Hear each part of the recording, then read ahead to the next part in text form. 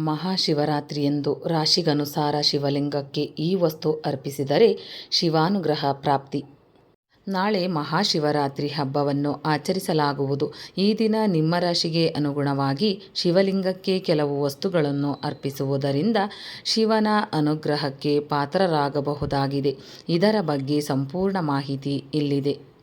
ಪ್ರತಿ ವರ್ಷ ಮಹಾಶಿವರಾತ್ರಿ ಹಬ್ಬವನ್ನು ಫಾಲ್ಗುಣಿ ಮಾಸದ ಕೃಷ್ಣ ಪಕ್ಷದ ಚತುರ್ದಶಿ ತಿಥಿಯಂದು ಆಚರಿಸಲಾಗುವುದು.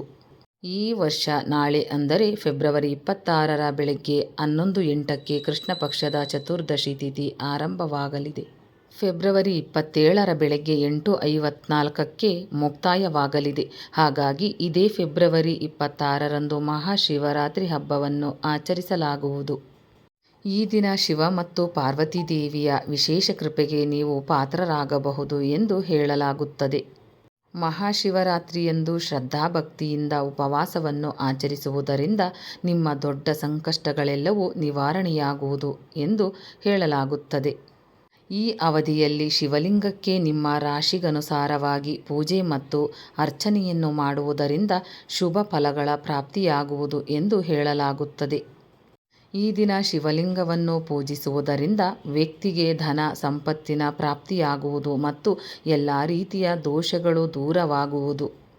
ಪೂಜೆಯೊಂದಿಗೆ ನೀವು ಕೆಲವು ವಿಶೇಷ ವಸ್ತುಗಳನ್ನು ಶಿವಲಿಂಗಕ್ಕೆ ಅರ್ಪಿಸುವುದರಿಂದ ಶಿವ ಮತ್ತು ಪಾರ್ವತಿಯ ವಿಶೇಷವಾದ ಆಶೀರ್ವಾದವನ್ನು ಪಡೆಯಬಹುದಾಗಿದೆ.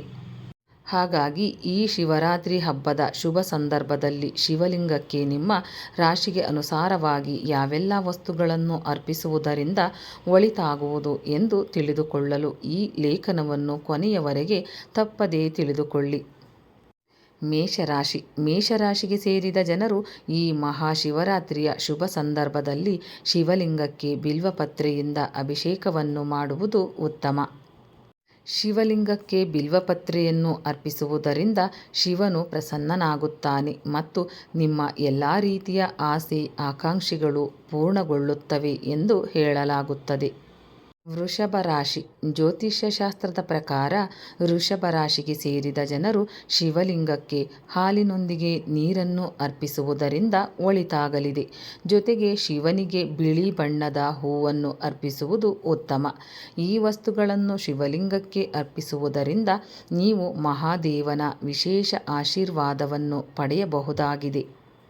ಮಿಥುನ ರಾಶಿ. ಮಿಥುನ ರಾಶಿಗೆ ಸೇರಿದ ಜನರು ಈ ಮಹಾಶಿವರಾತ್ರಿಯ ಶುಭ ಸಂದರ್ಭದಲ್ಲಿ ಶಿವಲಿಂಗಕ್ಕೆ ಗರಿಕೆ ಹುಲ್ಲನ್ನು ಅರ್ಪಿಸುವುದು ಉತ್ತಮ. ಶಿವಲಿಂಗಕ್ಕೆ ನೀವು ಗರಿಕೆ ಹುಲ್ಲನ್ನು ಅರ್ಪಿಸುವುದರಿಂದ ಮಕ್ಕಳಿಗೆ ಸಂಬಂಧಿಸಿದ ಸಮಸ್ಯೆಗಳೆಲ್ಲವೂ ದೂರವಾಗುವುದರಿಂದ ನೀವು ಸಂತಸದಿಂದಿರುವಿರಿ. ಕಟಕ ರಾಶಿ. ಕಟಕ ರಾಶಿಗೆ ಸೇರಿದ ಜನರು 2025ರ ಮಹಾಶಿವರಾತ್ರಿಯ ದಿನ ಶಿವಲಿಂಗಕ್ಕೆ ಹಾಲು ಮತ್ತು ಜೇನುತುಪ್ಪದಿಂದ ಅಭಿಷೇಕವನ್ನು ಮಾಡಬೇಕಾಗುತ್ತದೆ ಮತ್ತು ಶಿವನಿಗೆ ಹೂವಿನ ಹಾರವನ್ನು ಅರ್ಪಿಸುವುದು ಕೂಡ ಉತ್ತಮವಾಗಿರುವುದು. ಕಟಕ ರಾಶಿಗೆ ಸೇರಿದ ಜನರು ಹೀಗೆ ಮಾಡುವುದರಿಂದ ನಿಮ್ಮ ಆರೋಗ್ಯ ಸಮಸ್ಯೆಗಳೆಲ್ಲವೂ ದೂರವಾಗುವುದರೊಂದಿಗೆ ನೀವು ನೆಮ್ಮದಿಯ ಜೀವನವನ್ನು ನಡೆಸುವಿರಿ. ಸಿಂಹರಾಶಿ. ಸಿಂಹರಾಶಿಗೆ ಸೇರಿದ ಜನರು ಮಹಾಶಿವರಾತ್ರಿಯ ಸಂದರ್ಭದಲ್ಲಿ ಎಕ್ಕ ಗಿಡದ ಹೂವನ್ನು ಅರ್ಪಿಸಬೇಕಾಗುತ್ತದೆ. ಶಿವಲಿಂಗಕ್ಕೆ ಈ ಹೂವನ್ನು ಅರ್ಪಿಸುವುದರಿಂದ ಪರಶಿವನು ಸಂತೋಷಗೊಳ್ಳುತ್ತಾನೆ ಎಂದು ಹೇಳಲಾಗುತ್ತದೆ. ಇದರ ಪ್ರಭಾವದಿಂದಾಗಿ ಸಿಂಹರಾಶಿಗೆ ಸೇರಿದ ಜನರ ಎಲ್ಲ ದುಃಖಗಳಿಗೆ ಪರಿಹಾರ ದೊರಕುತ್ತದೆ ಎಂದು ಹೇಳುವರು. ಕನ್ಯಾ ರಾಶಿ. ಕನ್ಯಾ ರಾಶಿಗೆ ಸೇರಿದ ಜನರು ಶಿವಲಿಂಗಕ್ಕೆ ಗರಿಕೆ ಹುಲ್ಲನ್ನು ಅರ್ಪಿಸುವುದು ಉತ್ತಮ. ಈ ರಾಶಿಗೆ ಸೇರಿದ ಜನರು ಗರಿಕೆ ಹುಲ್ಲನ್ನು ಶಿವಲಿಂಗಕ್ಕೆ ಅರ್ಪಿಸುವುದರಿಂದ ಬಹಳ ಸಮಯದಿಂದ ಅಪೂರ್ಣಗೊಂಡಿರುವಂತಹ ನಿಮ್ಮ ಎಲ್ಲ ಕೆಲಸಗಳು ಪೂರ್ಣಗೊಳ್ಳುವ ಉತ್ತಮ ಯೋಗವು ನಿರ್ಮಾಣಗೊಳ್ಳಲಿದೆ. ತುಲಾ ರಾಶಿ. ಜ್ಯೋತಿಷ್ಯ ಶಾಸ್ತ್ರದ ಪ್ರಕಾರ ತುಲಾ ರಾಶಿಗೆ ಸೇರಿದ ಜನರು ಶಿವಲಿಂಗದ ಮೇಲೆ ಚಂದನ, ಹೂವು, ಸಕ್ಕರೆ ಮತ್ತು ಅಕ್ಕಿಯನ್ನು ಅರ್ಪಿಸುವುದು ಉತ್ತಮ.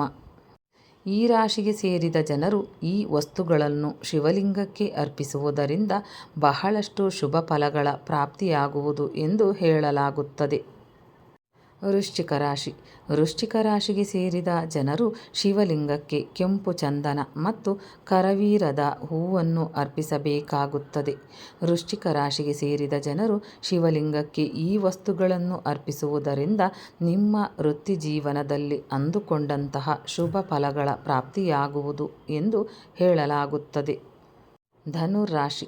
ಧನುರಾಶಿಗೆ ಸೇರಿದ ಜನರು ಈ ಮಹಾಶಿವರಾತ್ರಿಯ ಶುಭ ಸಂದರ್ಭದಲ್ಲಿ ಶಿವಲಿಂಗದ ಮೇಲೆ 21 ಬಿಲ್ವಪತ್ರೆ ಎಲೆಗಳನ್ನು ಅರ್ಪಿಸುವುದು ಉತ್ತಮ.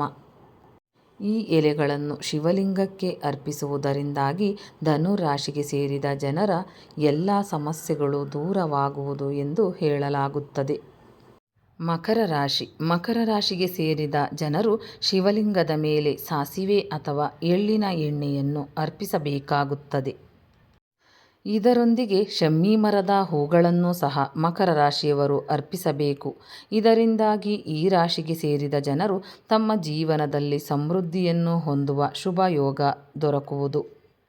ಕುಂಭರಾಶಿ. ಕುಂಭರಾಶಿಗೆ ಸೇರಿದ ಜನರು ಈ ಮಹಾಶಿವರಾತ್ರಿಯ ಶುಭ ದಿನದಂದು ಶಿವಲಿಂಗದ ಮೇಲೆ ನೀಲಿ ಬಣ್ಣದ ಕಮಲದ ಹೂವನ್ನು ಅರ್ಪಿಸುವುದು ಉತ್ತಮ. ಈ ಹೂವನ್ನು ಶಿವನಿಗೆ ಅರ್ಪಿಸುವುದರಿಂದ ಮಹಾದೇವನ ವಿಶೇಷ ಕೃಪೆಗೆ ಪಾತ್ರರಾಗಬಹುದಾಗಿದೆ. ಮೀನರಾಶಿ. ಮೀನರಾಶಿಗೆ ಸೇರಿದ ಜನರು ಮಹಾದೇವನಿಗೆ ಕಡಲೆ ಹಿಟ್ಟಿನಿಂದ ಮಾಡಿದ ಲಡ್ಡುಗಳನ್ನು ಅರ್ಪಿಸಬೇಕಾಗುತ್ತದೆ. ಈ ವಸ್ತುವನ್ನು ಶಿವನಿಗೆ ಅರ್ಪಿಸುವುದರಿಂದ ಮೀನರಾಶಿಗೆ ಸೇರಿದ ಜನರ ವೈವಾಹಿಕ ಜೀವನವು ಸುಖಮಯವಾಗಿರಲಿದೆ ಎಂದು ಹೇಳಲಾಗುತ್ತದೆ. ಸ್ನೇಹಿತರೆ, ಈ ಮಾಹಿತಿ ನಿಮಗೆ ಇಷ್ಟವಾಗಿದ್ದಲ್ಲಿ ಇನ್ನೂ ಹೆಚ್ಚಿನ ಮಾಹಿತಿಗಾಗಿ ಲೈಕ್ ಮಾಡಿ, ಶೇರ್ ಮಾಡಿ, ಚಾನಲ್ಗೆ ಸಬ್ಸ್ಕ್ರೈಬ್ ಮಾಡಿ. ಧನ್ಯವಾದಗಳು.